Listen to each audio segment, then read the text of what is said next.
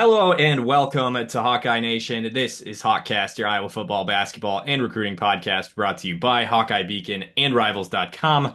I am your lead analyst and host, Eliot Clough, at Eliot Clough on Twitter, joined by managing editor Ross Binder and publisher Adam Jacoby. Before we get started, make sure that you hit that subscribe button there on YouTube. Drop a like, drop a comment, let us know what you're thinking about Iowa headed to the Music City Bowl in Nashville for the second time in 3 years, taking on Missouri, number 19 Missouri there again in Nashville for the Music City Bowl. I don't know about you guys with our plans to go cover the game.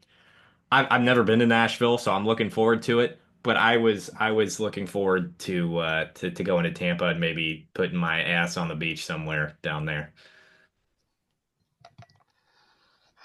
I don't blame you. I mean, Tampa in the end of December sounds pretty good when you're in Iowa. So I do not blame you. But if the future is anything like the recent hit past, there will be other opportunities for Iowa to go to Tampa. So Yeah, that's usually a once every 2 or 3 year opportunity for the Hawkeyes, especially in the Kirk Ferentz era. But although it has been 6 years, I think now. So I guess this is it's quite a Tampa drought for the Hawkeyes actually. But, was the last one when CJ Beathard got his hind end kicked up and down the field and eventually pulled off? Was that it? Because that was if that was the last time Iowa went to what was then the Outback Bowl, I get it that they don't want to go back because that was a snuff film under the pretense of football.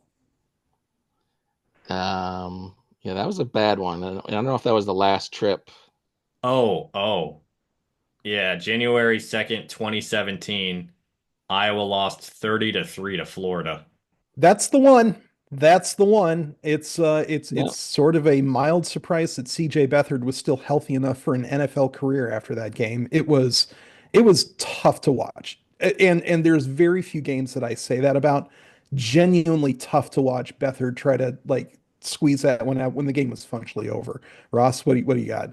Well, they went back to the Outback 2 years after that, and they beat Mississippi State That's right. Yeah. in that one. So, and it's only been 5 years since Iowa went to Tampa. So, Yeah, So 27. the redshirt seniors still get their chance. Everybody gets, like it was like at Alabama, everybody gets to win a national championship. At Iowa, everybody gets to go to Tampa. That's what you sign up for. Yeah, that was, yep, Nate Stanley. That's a very different game for Nate Stanley as opposed to CJ Beathard. CJ Beathard went 7 of 23 with three interceptions. Nate Stanley went 21 of 31, 214 yards and three touchdowns and an interception, but very different game. Akram Wadley led them in rushing and receiving in that game against Florida. But that okay, we're not talking about Reliant Class Outback Bowl. We're talking Music City Bowl here in 2024. The Hawkeyes taking on Missouri, a rematch of the 2010 Inside Bowl and would have been 2020 Music City Bowl that was canceled due to COVID. But we'll talk about Missouri a little bit here. It's just a little bit early for us to do a deep dive on this game as it'll be on December 30th on a Monday at 1:30 p.m. So really gonna get the sickos committee out for that game is what's gonna happen. But Missouri, they are 9-3 going to this one, number 19 in the country in the college football playoff poll. Um, their losses are to A&M, Alabama, and South Carolina. I put this in the article. Their two losses to A&M and Alabama are by a collective 65 points. Ugh, sounds like Iowa competing against top 25 ranked opponents. Kindred spirits in Columbia. At the very least, though, when you get blown out like that, there's less to regret. At A&M, I believe the score was 41-10. You can't look back and say, two things we do better and we win that thing. No, that's a show up and get your butt kicking or get your butt kicked. But Missouri's um, goals for the season were awfully similar to Iowa. They wanted to make a college football playoff too, and they started out 4-0. So at the very least, going into that A&M game, they were super psyched up for the playoff. And that sort of changed things quite a bit in Columbia. But still, these are two teams that, struggle against the absolute pinnacle of college football. These are two teams that do their best work against that middling, softer underbelly. And so this is going to be a tough matchup, a fun matchup, I think. And I think it's going to be competitive as long as these two teams are both, motivated to play out there. Ross, would you agree? Oh, absolutely. These teams do look very similar based on how their seasons have gone. Missouri started on a higher point. I think they were pre top 10 to start the season after they beat Ohio State in a bowl game last year, as I recall. So there were definitely some big things that they were hoping for this season that obviously did not come to fruition. But yeah, I think when you look at these teams on paper and from what they've done this season, they are pretty similar. And it's going to come to, like, motivation is always a big thing in bowl games. I think it's only gotten even bigger in the last few years with the playoff and opt outs and NIL and everything else. Like, the guys that want to be there more, like, that is the team that more often wins. So yeah, that'll be huge. And then opt outs, what I just mentioned, who actually is there and who's available to play. We know Iowa is without a couple guys. Missouri, I think, is also without a couple guys, right, Eliot? Yeah, yeah, they'll be without Luther Burden III and Armand Membu, I think is how you pronounce it. Luther Burden III is their leading receiver, and Armand's, I think, their right tackle. They're also missing wide receiver Mookie Cooper and center Connor Tollison, both out with for the year with injury. So, a crew of guys, a crew of important guys, two starters on your offensive line. That's huge. And I wanted to reference something that both of you guys were getting at there. It's that Iowa, or I guess the team that wants to be there the most will generally come out on top. And we heard about Iowa still being competitive, still wanting to win their bowl game last year and still really focusing on it, and then they lost 35-0. So I promise I'm not just gonna shit on Iowa and their competitiveness against these top teams the last few years. That's just, I mean, I agree with the sentiment 100%. But then Tennessee comes out there and Nico Iamaleava makes that appearance, and I mean, Deacon Hill was still your quarterback, right? It's a different circumstance this time around. Missouri's out there with a quarterback who's just kind of just a dude, just a guy, not a dude, just a guy out there in Brady Cook. Like, he's good. Iowa would like to have a guy like that, but I think Iowa will be in a better position this time around than they were against a team like Tennessee and the bevy of NIL assets that a team like Tennessee has. Like, it's just different. Like, Missouri's not going to have Nico Iamaleava trotting out there this time around. Yeah, I don't want to draw too many comparisons to a bowl game that happened, 14, 15 years ago. Don't look up when I was roster, uh, how old they were when that last bowl game against Missouri happened. Here's a little hint, it's elementary school. But the when you look back at that game, Blaine Gabbert was Missouri's quarterback, and Blaine Gabbert was at that time still an NFL prospect. He wasn't, the second coming of Peyton Manning or anything like that.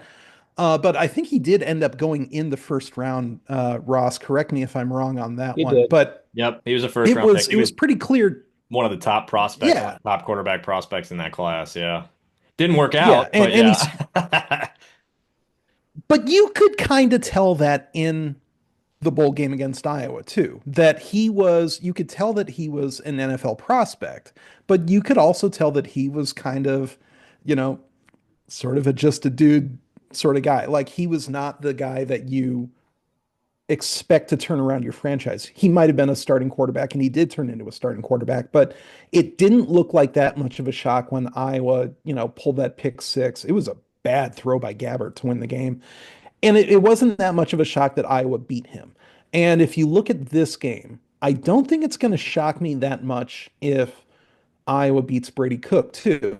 It won't shock me if Cook, torches them for 300 yards and three touchdowns based off of what we've seen this secondary do this season, right? It's a tale of two secondary. No, but there has really been a Jekyll and Hyde effect with this defense this year, and in ways that coaches don't seem to really have any way of expecting or being able to counteract in any sort of way. Like that's part of the reason why Iowa has 4 losses this season. So I don't want to come right out and say they'll be fine against Brady Cook because we don't know what Iowa defense is going to show up on the field to begin with. But it does really look like Missouri is more gettable than Eliot, like you mentioned. You know, Tennessee bringing 5-star dudes off the bench because going into that game, it was look at all these guys that have opted out for Tennessee. Well, look who was coming in. And now Missouri does not look to have that same sort of luxury with depth, especially in the offensive line, at wide receiver. I don't think that you replace a Luther Burden III with some next up and coming stud. But we'll find out more as all this progresses. But yeah, this does really seem like a gettable game for Iowa. I don't know if they'll be favored, but this doesn't look like a disaster in the making like last year.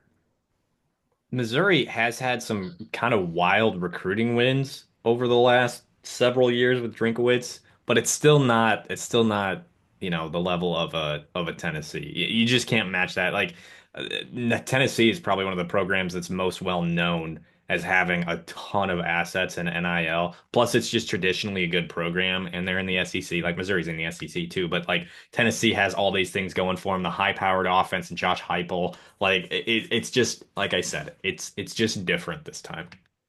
Yeah, Mizzou can get some dudes there, but they have about 10 dudes on their roster at any given time. And Tennessee has about 40 or 50. And Iowa has, is much closer to Mizzou on that metric, which is highly scientific too. Don't get me wrong here. But yeah, I think if Iowa were an SEC team, it would probably recruit like Mizzou in terms of a total talent portfolio. And it's a different profile than Tennessee's got. So.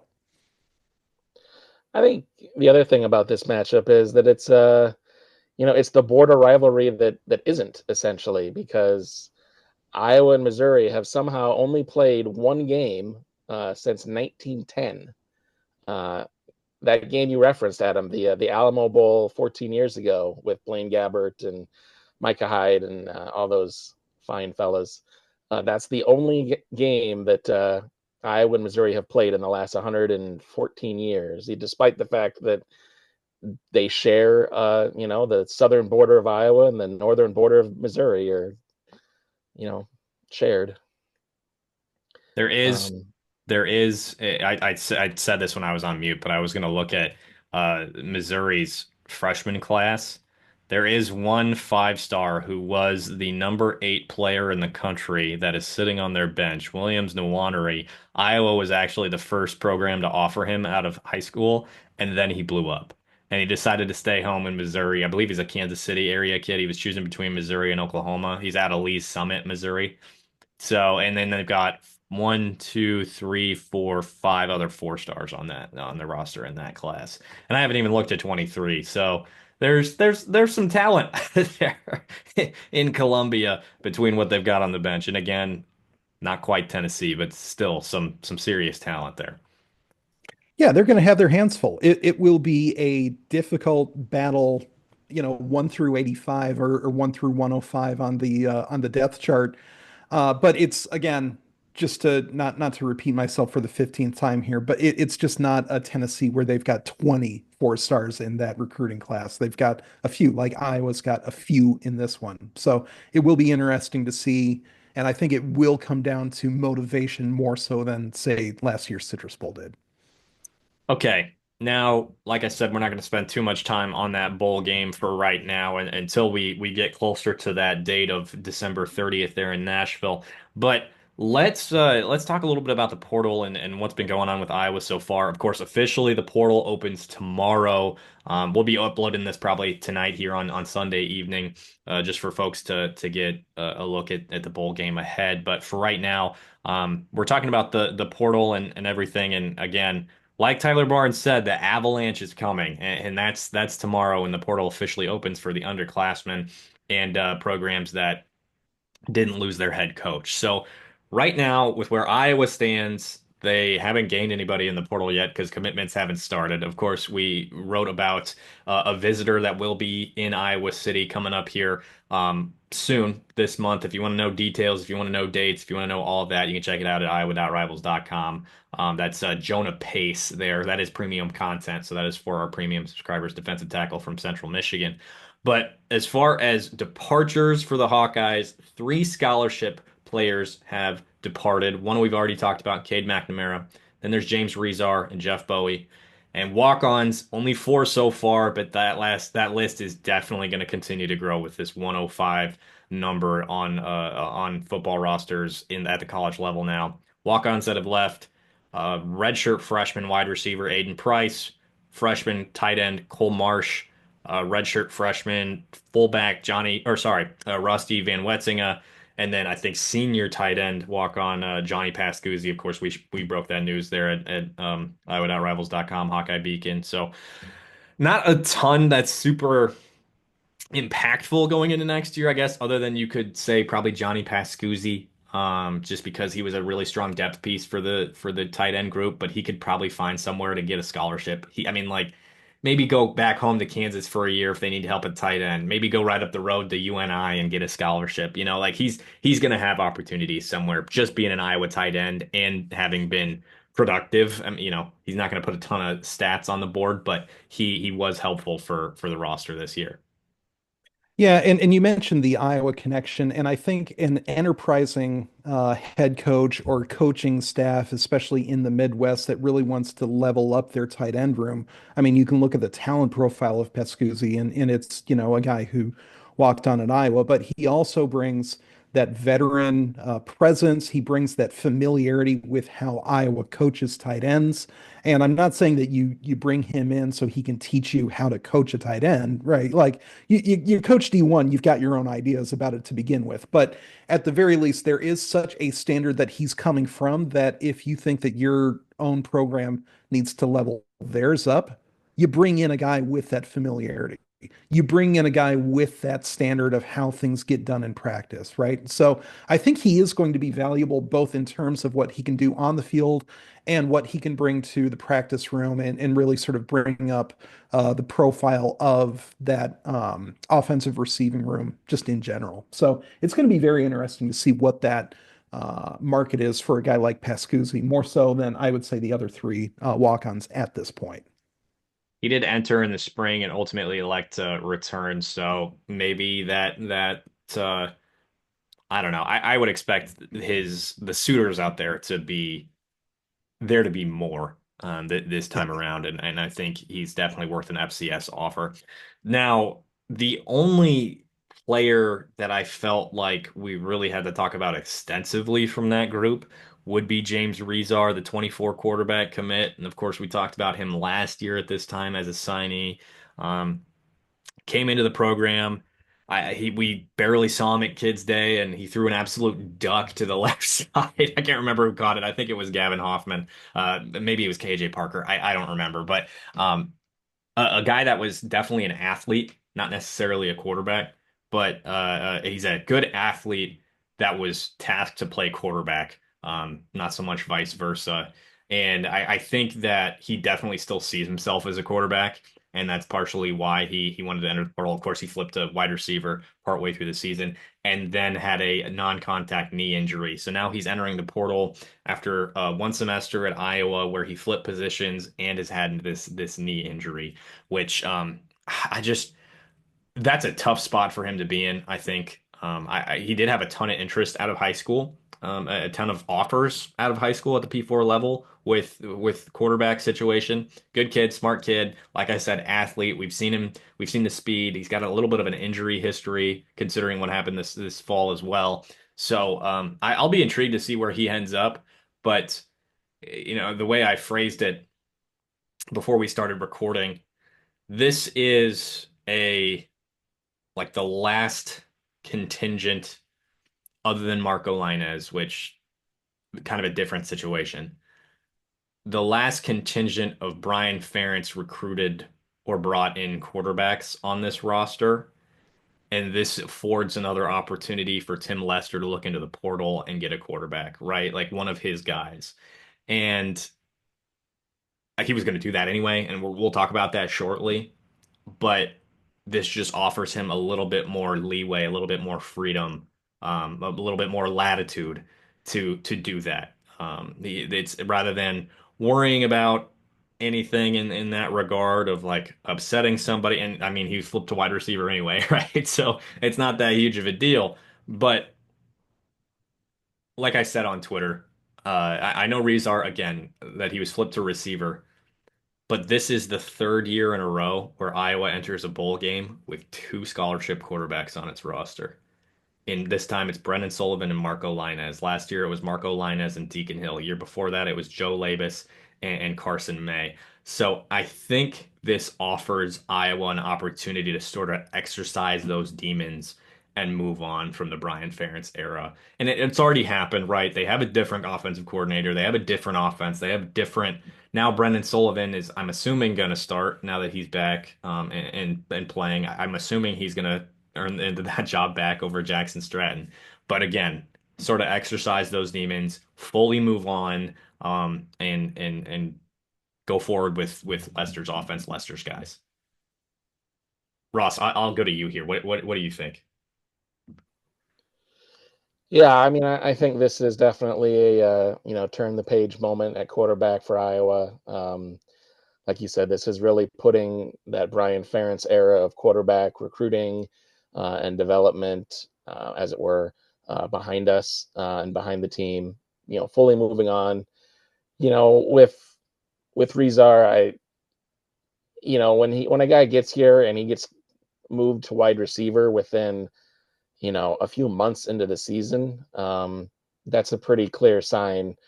And you don't need to be any sort of a genius interpreter to see that obviously the offensive coordinator and quarterback coach does not see you as the future at quarterback. So, if Rezar's dream is still, or ambition is still to play quarterback, obviously leaving Iowa now makes perfect sense. And it gives Iowa the opportunity to find, like you said, another quarterback who will better fit with what Tim Lester wants out of the quarterback position at Iowa and with this offense. And, he's had limited ability to do that so far. I think he's done well with, the pieces he more or less inherited.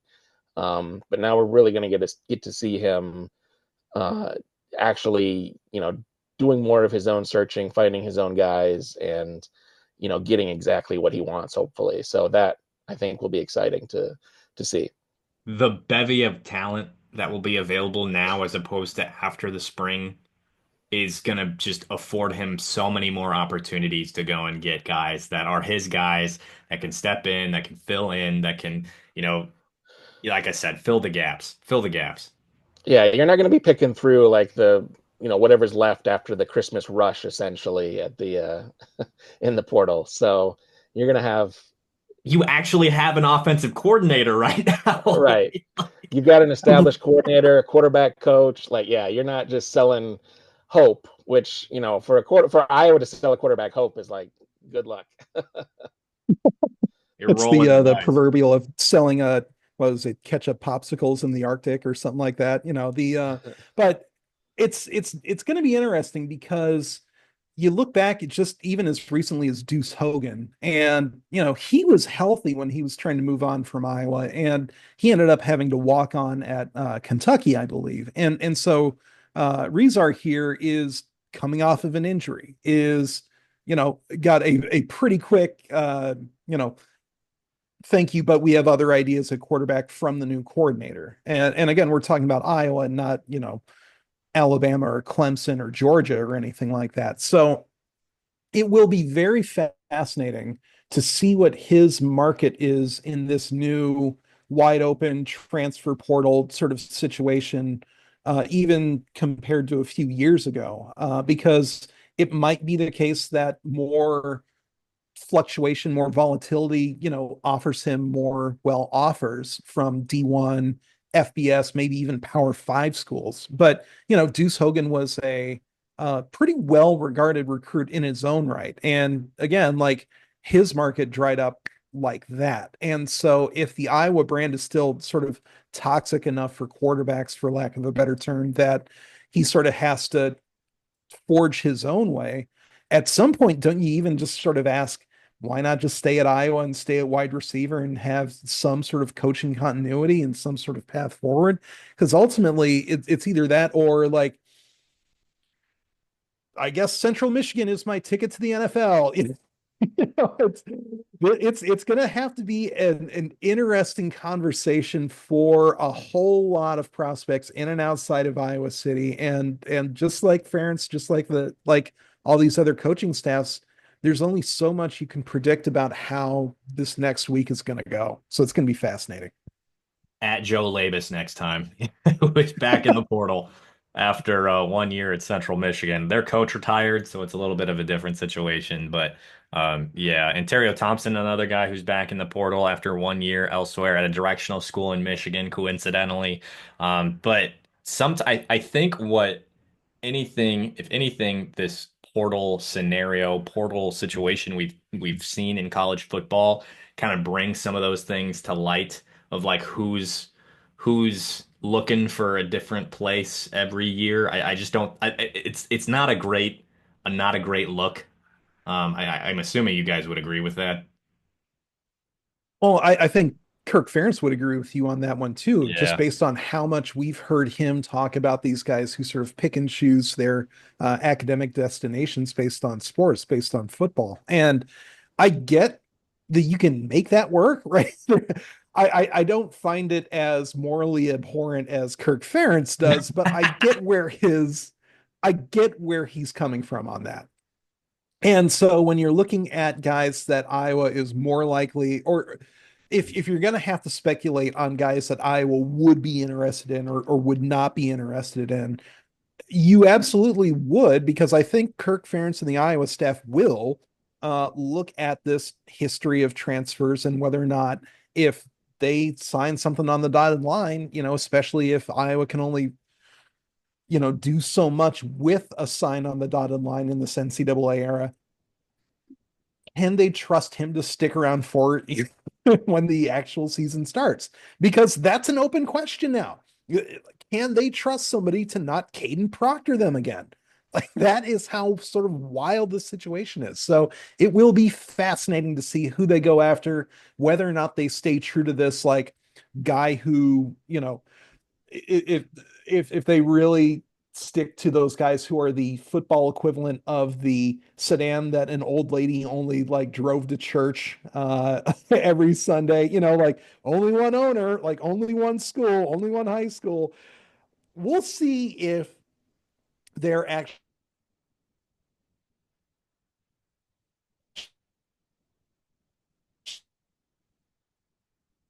these guys who look certainly at football as more of a means to an end to the NFL as opposed to a means to an education.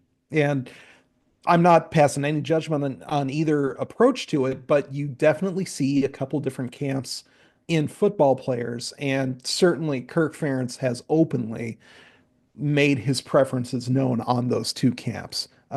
Elliot, would you agree on that? And do you think Yeah, that's going to be a big factor in how they approach the portal? yeah, you cut out pretty hard for a sec there. I don't know if that you Oh, for got that, crying out Ross, but loud. no, but I got the gist of it, and I think our listeners will have gotten the gist of it too. So you're all right. But yeah, I mean, I think I see. I would imagine a guy who has transferred once, and Kirk can talk to him one on one, and the staff can talk to him one on one, and like understand why that move was made. Like the context matters, right? There 100%. will be a few of those guys that I think Kirk would be more willing to listen to bring on, and that's probably going to be his first question. Why is this the second time you've entered the transfer portal? But because he has, become a little bit more progressive in his thinking, he didn't feel like it would have been a smart decision for Caleb to opt out earlier than the bowl game, but he's okay with it now and he understands that he's opting out with the bowl game. Like, and can you imagine Kirk saying that 15 years ago, 10, 15 years ago, right? It's different. It's different. So, Even five would have been weird, you yeah, know? right. Yeah. So it's a different Kirk Ferentz this time around. I think he's starting to recognize some of that stuff. But talking about the portal, let's dive in here. We're across the board pretty much on the same page with this first one. Iowa's got to get a quarterback, right? Like there's no scenario they go into the portal this year and leave it without a quarterback because Kirk said today he's not sure if it's going to be Brendan or Jackson Stratton starting in the bowl game. I don't think that's true. I mean I'd be surprised if it's not Brendan Sullivan. But if that's the case and they don't get another quarterback in the portal going into next year, it's going to be Brendan Sullivan, Marco Linez, and Jimmy Sullivan as the only scholarship quarterbacks because Ryan Fitzgerald's a walk-on, Jackson Stratton's a walk-on. They're going to get a quarterback in the portal. But like my question to you guys is more or less, we've been having this conversation on our board, right? We've been talking about this. To me, to me, I think their best bet is going and getting a guy who's a four-star redshirt freshman who's like the ball just didn't bounce his way and he got buried on a depth chart somewhere where maybe he got paid in those first 2 years and maybe got sold a false bill of goods otherwise about him being able to come in and compete right away, like at an Arkansas or at an Ohio. If you can get one Ohio State, one of these blue blood guys, maybe even probably not USC. I think there's a different culture out there than there is at Iowa. But one of these programs, maybe even like a Florida or something like that. And I think that's a little bit different too. But go to one of these programs or one of these guys in the portal that was a four-star that has a ton of potential. Get him to come to Iowa City, have a spring in Iowa City, get used to Tim Lester, get used to the offense, and really find a niche and maybe compete with Brennan Sullivan going into next year, where it's not a here's the keys, you're our guy. You don't want a Cade McNamara again, right? You don't want that experience 2 times in a row with a guy out of the portal. I think it'd be really beneficial to bring in a guy who has 3 years of eligibility that can compete with Brennan Sullivan, maybe beat him out with that potential, with that, maybe it's arm talent, maybe it's dual threat ability like Brennan Sullivan has, but maybe to the nth degree, maybe he's a better thrower, better passer of the football. And you get a guy who can maybe hold down the job for a few years until it's Jimmy Sullivan's turn, until it's, but who knows, maybe Ryan Fitzgerald's turn, maybe Cash Herrera's turn, right? A guy that can come in, maybe win the job now, hold it down for a few years and really get invested with the program with Tim Lester and have some success here. I do not think the best option for Iowa, though if they can pull it off, if they can pull off Miller Moss, that would be interesting. I don't know how it would shake out, but I do not think that that is the best option long term in the portal at quarterback. And maybe like a Connor Weigman, who's a name that's been thrown out there, Connor Wegman. We've been having these conversations on our premium board. You can be privy to all of that information that we have at iowa.rivals.com/subscribe. We'd love to have you. Connor Wegman did not put up great stats this year. Miller Moss benched, but maybe a sacrificial lamb there for Lincoln Riley to look a little bit better. I think you go young four-star if you can. I really think that makes a lot more sense than anything else because we've seen Brendan Sullivan start and have some success, and he's a good team guy. He's a guy that a lot of guys like on the roster. I think that makes a lot more sense. You bring in somebody to compete. You don't bring in somebody, give them the keys and say, here you go, because you don't want rinse and repeat. No, you don't. And certainly there's also some unique aspect to the Cade McNamara situation that I you can't expect somebody to have that level of injury bad luck. And you shouldn't really recruit with the fear of something like that happening again. That being said, it never really felt like McNamara was a tremendous fit with the program, and certainly the upheaval at offensive coordinator and everything. I mean, just the upheaval in the offense, period, didn't help that matter or anything like that. But yeah, it does seem like Miller Moss would not be a great fit at Iowa. And I know that Michigan's been kicking the tires on him pretty heavily. And honestly, he looks like a better fit there just because Michigan has more just raw talent at receiver, is able to recruit those, four-star guys, five-star guys up and down the depth chart. And when you saw Miller Moss succeed at USC, a big part of it was because he was throwing to guys like the immaculately named Jacoby Lane, right? In the just that bevy of talent that they've got at wide receiver in Los Angeles that he's never going to find at Iowa. And when you look at Caden McNamara and how he was successful at Michigan, a big part of that was because he was throwing to guys that were 4-star, 5-star future NFL guys. When you don't surround him with that level of talent at Iowa, he started to suffer a little bit. I think Miller Moss would have some similar difficulties, would not really be able to bring up that level of production at that QB spot just with his general presence, much in the same way that McNamara didn't really bring up that level of passing proficiency just by walking onto campus. And the amount of quarterbacks that you can find that do sort of have that instant effect when you're throwing to, and I'm not saying this to dump on Iowa's guys, but you know, you don't look at Jarriett Bowie as a future NFL guy right now. He that might be his potential in the future, but there isn't any question as to, is he going to go to the NFL the moment he's available? And you look elsewhere on that wide receiver depth chart, they love Jacob Gill and they should love Jacob Gill. Again, Jacob Gill is not a guy who you're looking at like, is he going to get a first round NFL? Is he kicking the tires on the next level? He's not there yet. And so when you're throwing to guys who are not big time difference makers. And again, like Reese Vanderzee could be one in the future. I don't think you can peg him as one right now. I don't think you can peg really anybody on Iowa's roster right now as a like, here's the key to them being a top 5 passing offense in the Big Ten. And so when you bring in guys that struggled when they had that talent advantage, that Cade McNamara, that Miller Moss, I think you are really playing with fire in a way that somebody who's the younger 4-star, just look at the depth chart in Ames. Maybe JJ Cole wants an easier path to the field. Maybe Connor Moberly wants an easier path to the field, right? And I'm not saying like Iowa looking at these guys. I'm saying there are so many different options that are going to be available, and this is going to be a brand new year of how the portal operates and how rosters operate. It's going to be fascinating to see, and there's going to be a ton of dudes who don't even look like potential targets right now who are going to show up as a surprise in the portal. And then all of a sudden, all this math and all this, like who's going to be the good fit, everything's going to change all over again. So it's going to be fascinating to see.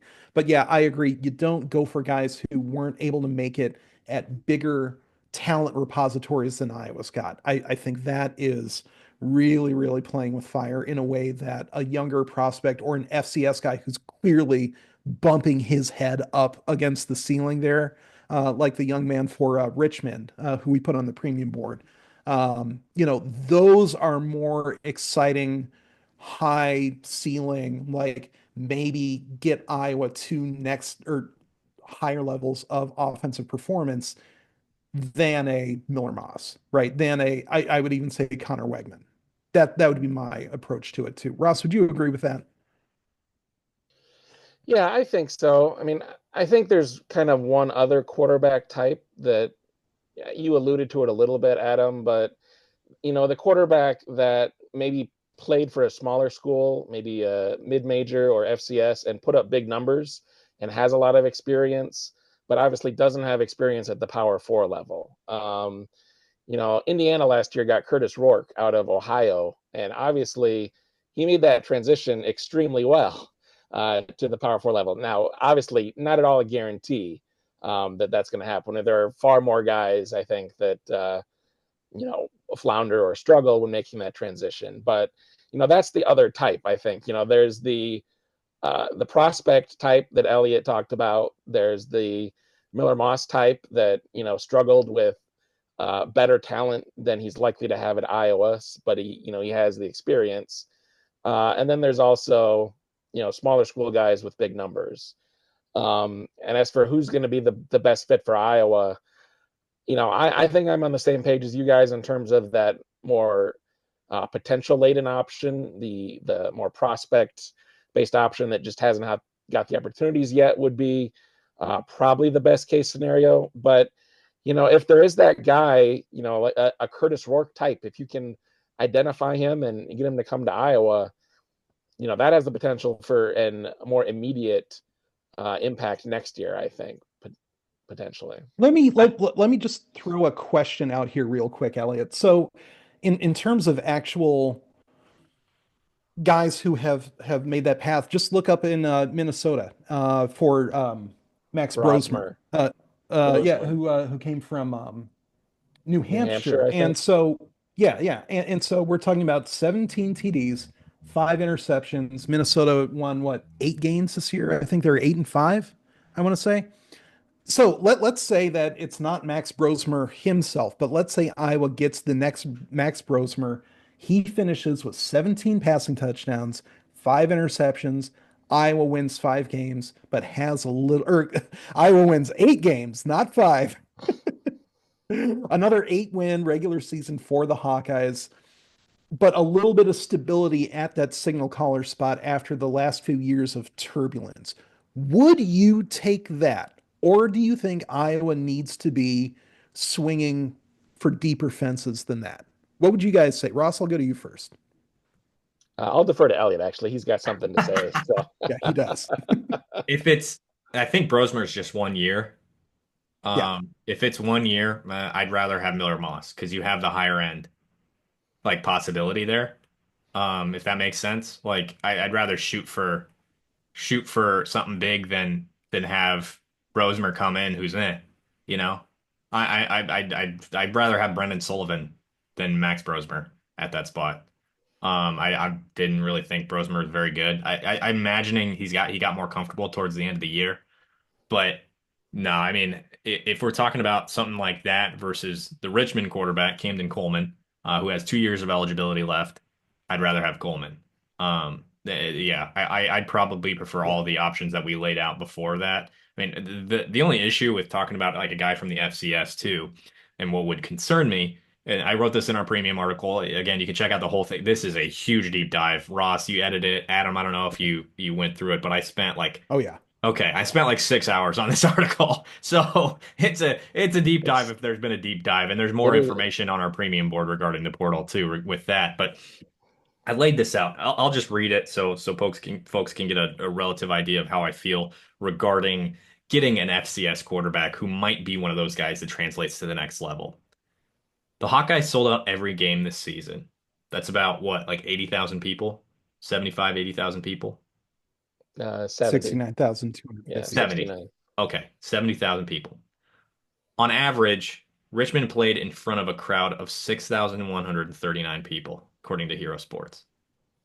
They had fewer people at their games than you and I did this year, on average. Ooh. For some frame of reference regarding their strength of schedule, one of Richmond's 3 losses this season came to Virginia, who finished 5-7 and 3-5 in the ACC. I think they lost that game like 34-3, if I remember right. The lone loss the Spiders took with Coleman at the helm came against Lehigh in the first round of the FCS playoffs, 20-16. Lehigh. I didn't even know they had a football program. He finished 24 of 37 for 199 yards and a touchdown through the air with 6 carries for 35 yards on the ground. There's this, I mean, and then you start thinking about level of competition and all these things. Cooper DeJean didn't play against great level of competition either, right? But here he was doing all these, becoming an All-American, going to the NFL. So, there are two sides to this coin. Dudes are dudes, or level of competition. Can you play at this level? So that's a risk you got to be willing to take if you go after an FCS guy, I'd be probably more inclined to go for a G5 guy than an FCS guy for that reason. I mean, there's talent in the FCS. I mean, I've seen it with my own eyes. I covered UNI for probably 5 years going back to college. Like Theo Day, who was at Michigan State, ended up being UNI's quarterback. And when he was at UNI, I feel like he would have been a better option than who was under center for Iowa, to tell you the truth. So, it could work. All of these could work, but that's the risk you have to be willing to take.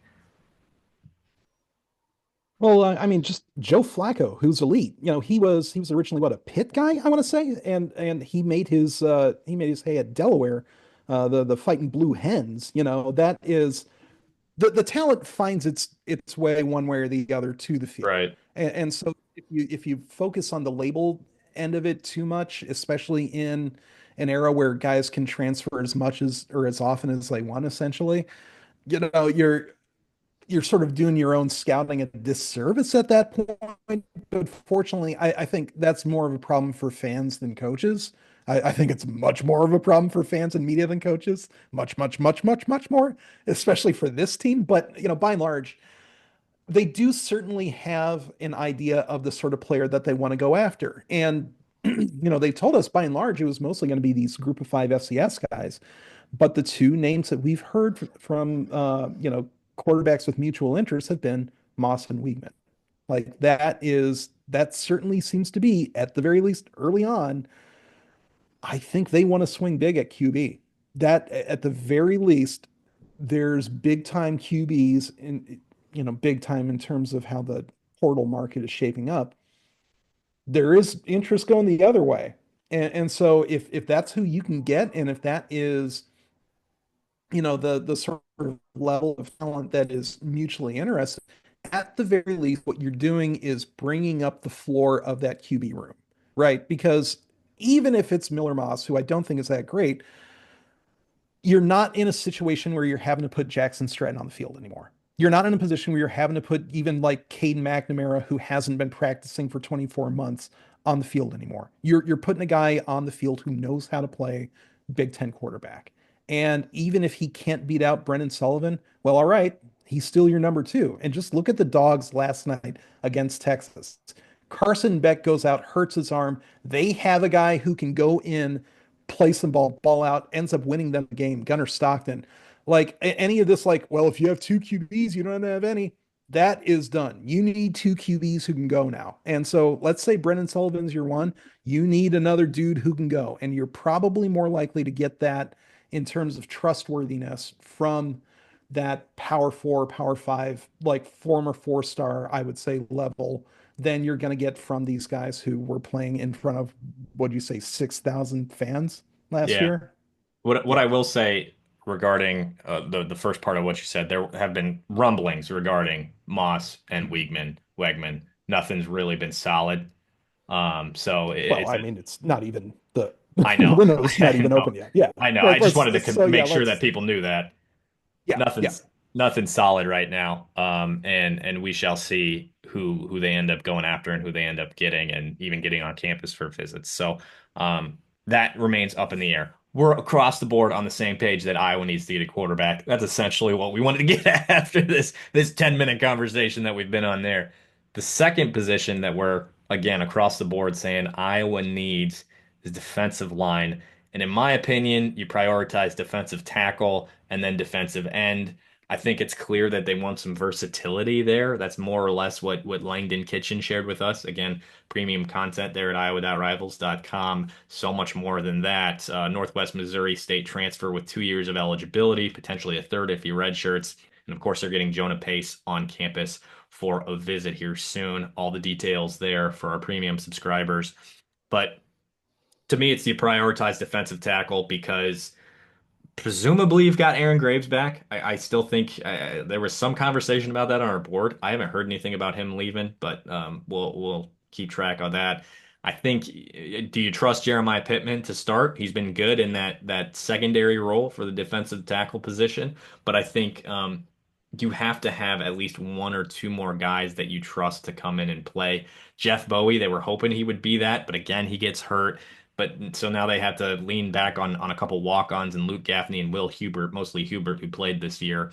And you can't have that be your default going into the year. You got to get some more talent out of the portal. I know Kelvin Bell. Well, I'm sure he wants. I know he likes to have a strong rotation of guys. I'll say that, and that he likes to have 7, 8 guys that can play. And right now, I don't know that they're in that position to have that, especially at defensive tackle. Defensive end wise, if you get Ethan Hurkett back, I feel a lot more comfortable about defensive end because then you got him, you got Max Llewellyn, Brian Allen. I believe Kirk. Yeah, I remember Kirk saying this. Brian Allen's probably going to be out through the spring. Sounds like he's going to have some surgery. And then after that, it's Kenneth Merriweather, and then it's You got Caden Crawford. Is he going to be able to play this year? Is Kenneth Merriweather going to be able to play in a consistent role? Like I really think they'd benefit by bringing back Ethan Hurkett. Really benefit for a lot of reasons in bringing him back. But I think you prioritize secondary priority to quarterback is probably defensive tackle slash defensive line if you want to prioritize all those positions and versatility. Because what did we see a lot of this year was that third down, three defensive ends on the field on the defensive line. So you want a guy who can do a lot of different things that you can trust out there, and that has a little bit of freedom to make some plays too. And I mean, Yosef Epinez is coming in too. We talked about that the other day, right? About a freshman who could start. And if there is a freshman who could start, it's probably Yosef. So that's I think that's where I'm at with the defensive line. Yeah, it certainly seems like they need a lot of bodies, and bodies that they can trust. I believe it was Mike Leach who said that defensive tackle is the hardest position to recruit because there are so many guys who just do not have the frame, and you can't like build them up into it. Like and the example that he used was if you're walking in a mall, you can tell immediately who's got the frame to be a defensive tackle in a way that you can't really tell for any other position. Like you have to be a big, huge ass dude. That's again a scientific term. And so Iowa, I think, unless they get a big ass dude in the portal, they're going to miss YA Black more than the average fan understands.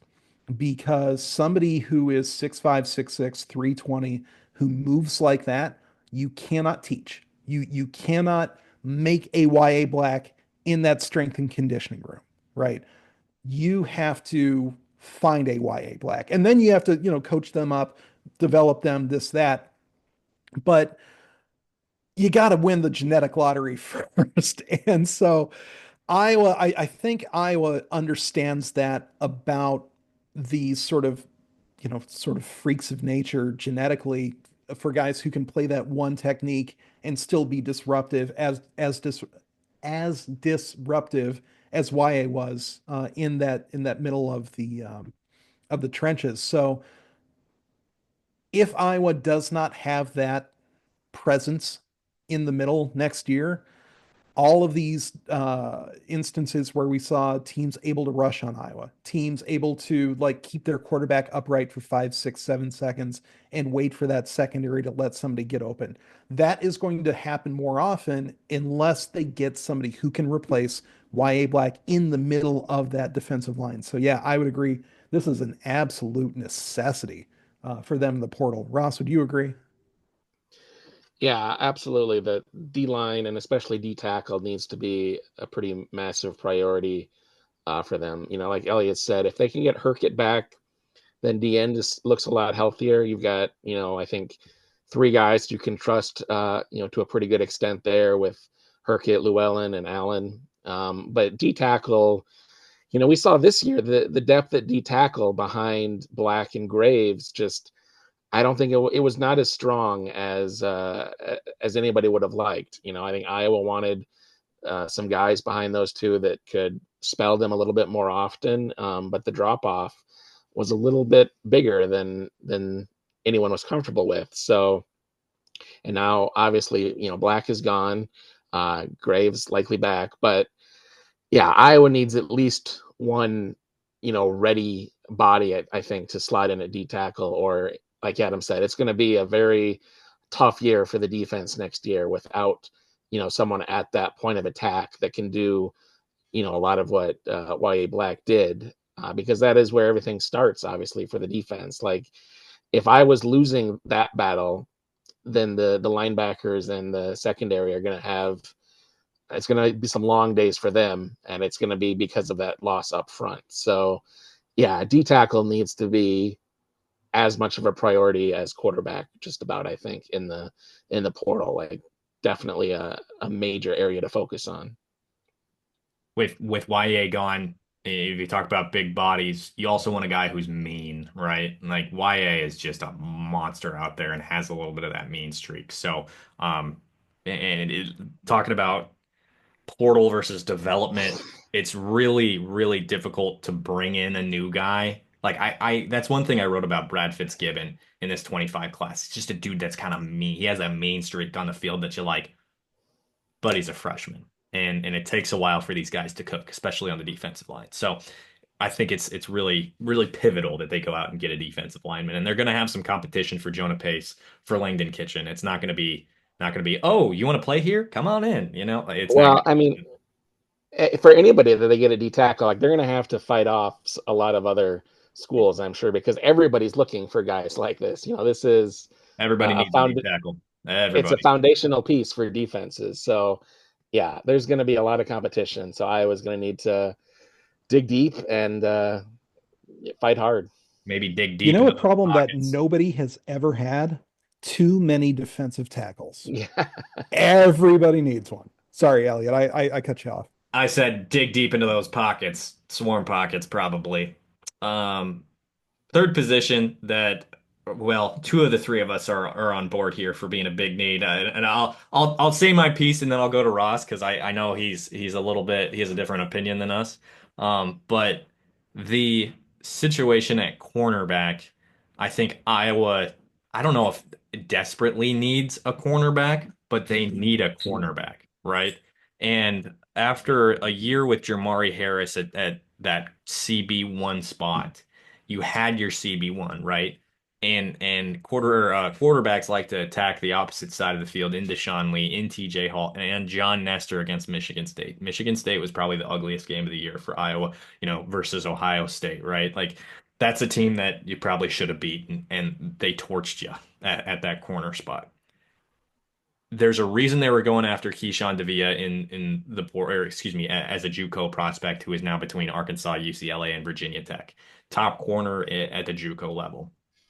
This is a position where you've had TJ Hall and Deshaun Lee on the roster for 3 years now. This probably should have been the year where they really solidified their spot. And Deshaun Lee has looked at times good. TJ Hall looked better towards the end of the season, but you don't have a Jamari Harris. You don't have your clear dude in this group of cornerbacks. And maybe that's Jalen Watson here shortly. I don't expect that in year two right away, right? Like I don't expect him to leap into CB1 spot and be to that level of a Jamari Harris and be that lockdown corner, right? So that's a concern of mine for Iowa in the secondary. I don't have an issue. I listed out DB, and I think that was a conversation we had on the board. I don't have an issue with Cohen Entringer stepping in to play cash. I don't have an issue with Zach Lutmer stepping in to play free safety. I think they're fine there. I mean, if you can go get that Purdue safety who's a freak and one of the best in the country, fine. And still have Zach Lutmer as a redshirt sophomore as a guy that you bring in the dime situation, or and you plug I think it's Thieneman from Purdue and have him play cash and be a stud for the next couple years, right? If you have to do that, or if you can do that for that matter, frickin' do it. But I really think the priority should be corner because you don't have a dude there anymore. Without Jamari Harris, without Cooper DeJean, you don't have a dude going into next season at corner. And yeah, Phil Parker has the track record, but he's had 3 years with TJ Hall. He's had 3 years with Deshaun Lee. He will have had now full 2 years with John Nestor.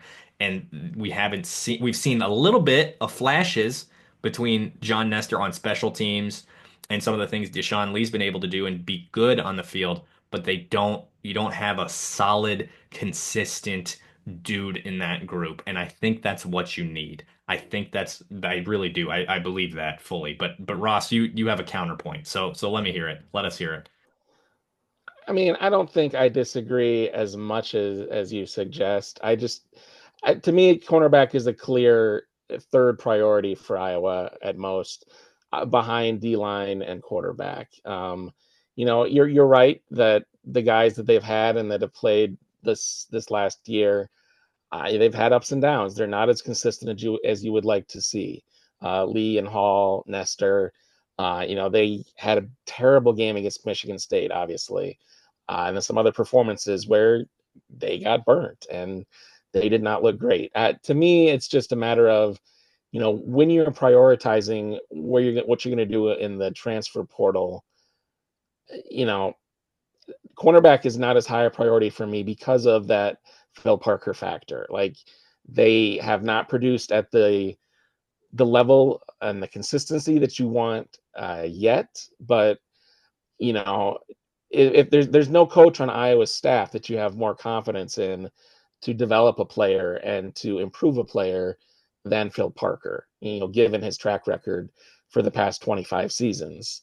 So, yes, I think if they can go into the portal and get a cornerback, that's tremendous. But I don't think the sky is falling if they don't, or if they, don't make it a top priority or what have you. I think, to me, cornerback is not a luxury get out of the portal, but it's not a necessity. It's somewhere in between. But that's just my take.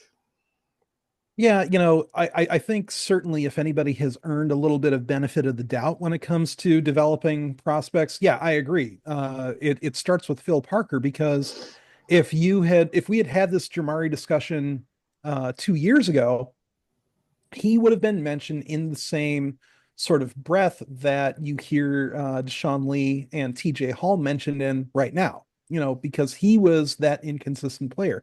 He was that guy that hadn't really made the most of his first few years on campus. And, some of it was bad luck and all that. But I think Iowa does not have the luxury of assuming that its internal prospects at cornerback are going to be able to bring that pass defense back up to where it's been in years past. And so certainly, especially with this earlier window and a situation where you're going to have the most prospects certainly available, although it's also going to come with the most competition, I think you do have to sort of kick the tires. And I think certainly the pull for enterprising cornerback prospects, if they want to play on a defense that has this high level of success, that has this high level of getting guys in the NFL, I think Iowa's got a better value proposition for a cornerback in the transfer portal than even most, Power Five schools do. Now, that has not always translated into, 4-star, 5-star high school prospects per se. But we know that Kirk Ferentz enjoys talking to college prospects much more than he enjoys talking to high school prospects, like he just mentioned today, because the collegians, have a better idea of what they want to do. They have a certain, better maturity about them, certainly a better grasp of what they have to do as college players. And so somebody who's a 5-star cornerback with that college level of maturity to him, I think that's going to be an easier recruiting sell than trying to get somebody who is a 5-star 17-year-old who thinks that Bama's his only path to the NFL. You know what I mean? So it's going to be fascinating to see that. I think Iowa has a tremendous pitch that they can make to cornerbacks, but we'll see who's actually in that mix, in that discussion, who actually, impresses the coaches enough to get that first rose, so to speak. But yeah, I think it's going to be certainly, Iowa does not have the luxury of assuming that they are going to be able to get that cornerback situation back up just based on who's already in the room. Eliot, like you said, these dudes are in their third year. And this is when Iowa really expects that leap to be made, and we haven't really seen it yet. So it's going to be fascinating to see. As a another note here, I remember after the spring game in 23, Kirk said that they were looking at adding another corner after out of the portal. And that didn't happen. Didn't happen this offseason either, going into this season, 24 season. And largely they've been fine, right? Like with Jamari and Cooper, they were great. But this season, Jamari was good. Jamari was consistently good. And had he played the last two games, he probably would have gotten some Big Ten honors, right? Did he end up getting like honorable mention or second team? I can't remember off the top of I my think head. so. Did he? Ross, I know you wrote about the defense.